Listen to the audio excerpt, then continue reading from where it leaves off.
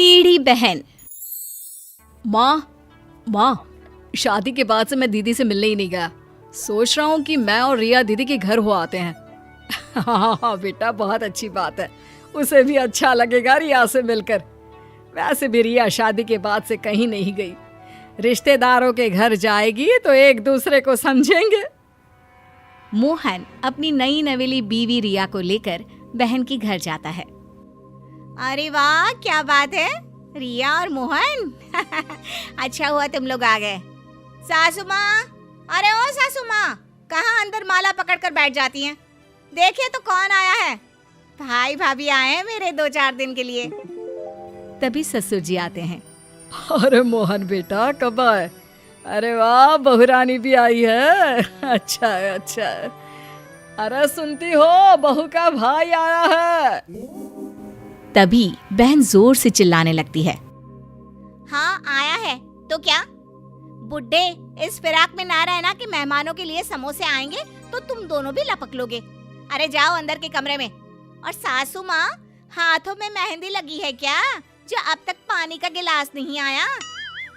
मोहन और रिया बहन सुनैना की बात से बहुत दुखी हो जाते हैं। दीदी, मैं छोटी हूँ और मेरा बोलना अच्छा नहीं लगता, लेकिन प्लीज आप ऐसे बात ना करें। जीजा जी आपको कुछ कहते नहीं है क्या? आप उनके माता पिता से ऐसे बात करती हैं तो। ओ प्लीज रिया, छोटी हो, छोटी बनकर रहो। और तुम तो बहुत किस्मत वाली हो जो तुम्हें मेरे माता पिता जैसे सास ससुर मिले हैं। अरे ऐसे मिले होते ना जैसे मेरे सास ससुर हैं, तब पता चलता तुम्हें। अरे फिर भी दीदी, आपको ऐसे बात नहीं करनी चाहिए। मैं तो हैरान हूँ जीजा जी पर। सभी बात कर रहे होते हैं कि सास पानी का ग्लास लेकर आ जाती है, लेकिन जैसे ही वो ग्लास टेबल पर रखती है, हाथ कांप जाता है और ग्लास गिर जाता है। मैं आप ही साफ कर देती हूँ बहू, माफ कर दो। अरे नहीं नहीं आंटी जी, आप बैठिए, मैं साफ करती हूँ, कोई बात नहीं। रुको रिया, इनकी हिम्मत भी कैसे हुई ग्लास गिराने की? एक काम ढंग से नहीं कर सकते। रोटी खाने को दो तो बहुत जल्दी हजम हो जाती है इनसे। सास को बहुत बेइज्जती महसूस होती है। सुनैना सास को बोले जा रही थी कि तभी वहां ससुर आ जाते हैं। वो रोकर हाथ जोड़कर बहू से कहते हैं, हम तंग आ चुके हैं बहू, तो हर किसी के सामने हम लोगों की बेइज्जती करती है। तेरी सास को मैंने कभी नहीं डांटा, लेकिन तू छोटी छोटी बात पर उसे बोलती है। मुझे ये बिल्कुल अच्छा नहीं लगता। अब हम लोग जा रहे हैं। अरे कैसी बात कर रहे हैं अंकल, आप लोग कहीं मत जाइए, मैं दीदी से बात करता हूँ। अरे जाने दो भाई, सब नाटक है। पहले भी कई बार जाने की धमकी दी है, लेकिन कहीं जाते नहीं है ये लोग। अरे इन लोगों को छोड़ो, चलो आओ बैठकर बात करते हैं। दीदी, हम लोगों को जाना है, हम फिर आएंगे। अरे कैसी बात कर रही हो? तुम लोग तो बैग लेकर आए हो ना, 2-4 दिन तो रुक जाओ। क्या रुके दीदी, तुम्हारी हरकत देखकर तो अब मन ही नहीं करता तुम्हारे घर रुकने का। सुनैना भाई के मुंह से ये बात सुनकर फिर सास पर चिल्लाने लगती है। देखा कैसे तुम लोगों के कारण मेरे भाई और भाभी रुकना नहीं चाहते इस घर में। अरे पता नहीं कब तक मेरे सीने पर बैठे रहेंगे आप। सास ससुर वहां से चले जाते हैं और मोहन अपनी बीवी रिया के साथ घर की ओर निकल जाता है। रास्ते में, क्या बात है, काफी परेशान लग रहे हैं, सब ठीक है ना? दीदी का व्यवहार देखकर परेशान हूँ। कितने शौक से जीजू के माता पिता ने अपने इकलौते लड़के का हाथ मांगा था दीदी के लिए। पता है, माँ को दीदी की ये हरकत पता चलेगी तो वो कितनी परेशान होंगी। सोचो, तुम्हारे माता पिता को अगर ये बात पता चली तो उन्हें दुख होगा, लेकिन जिनके साथ बीत रही है उनके लिए तो जीवन नर्क है। हाँ, तुम बिल्कुल ठीक बोल रही हो, लेकिन क्या कर सकते हैं? करना तो पड़ेगा कुछ, क्योंकि हम कुछ नहीं करेंगे तो वो लोग ऐसे ही दीदी से परेशान होते रहेंगे। वैसे मेरे पास एक आइडिया है। बताओ, क्या आइडिया है? वो तो घर जाकर ही पता चलेगा। रिया घर जाती है और सास की तरफ देखती तक नहीं है, वो अंदर चली जाती है। अरे मोहन, ये बहू को क्या हो गया? बड़ी बदली बदली सी लग रही है। इसको बोलो इस घर के संस्कार ऐसे नहीं है। यहाँ रहना है तो प्यार से मिलजुल कर रहना होगा। माँ, घर के संस्कार से याद आया, दीदी ने तो सास ससुर के नाक में दम कर रखा है। अब समझाती क्यों नहीं उन्हें कि वो उन लोगों की इज्जत करे, उन लोगों से तमीज से पेश आए।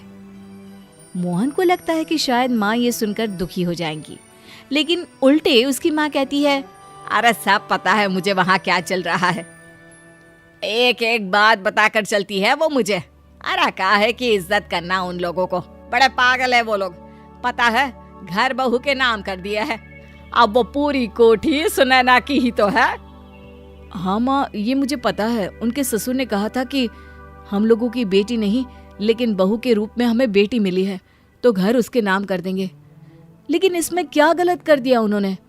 अरे कैसी बात कर रहे हो बेटा, गलती नहीं की, बहू को सब दे दिया। अब क्या चाहिए उसे जिसके लिए वो उन लोगों को पूछे। तुम भी ना बहुत भोले हो।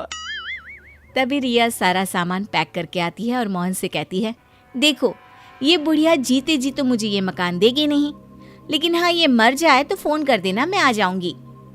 ये बोलकर रिया मोहन को आंख मार देती है। मोहन समझ जाता है कि ये रिया की चाल है। वो माँ की तरफ देखता है और कहता है, मैं तुम्हारे बिना क्या करूँगा, इनसे तो 2 रोटी बनती नहीं, भूखा ही मारेंगे मुझे भी। चलो मैं भी चलता हूँ, कहीं किराए का मकान ले लेते हैं। अरे कैसी बात कर रहे हो तुम दोनों, घर कैसे चलेगा? यही सोचकर शादी कराई थी क्या? अरे कमाई तो एक ही की है ना। ये क्या बात होती है माँ जी, घर मेरे नाम करो नहीं तो मैं चली। अरे अब नहीं बहू, ऐसा मत बोल। देख मैं घर का सारा काम करूंगी, अरे कोई डिमांड भी नहीं करूंगी, बस घर पर रहो तुम दोनों।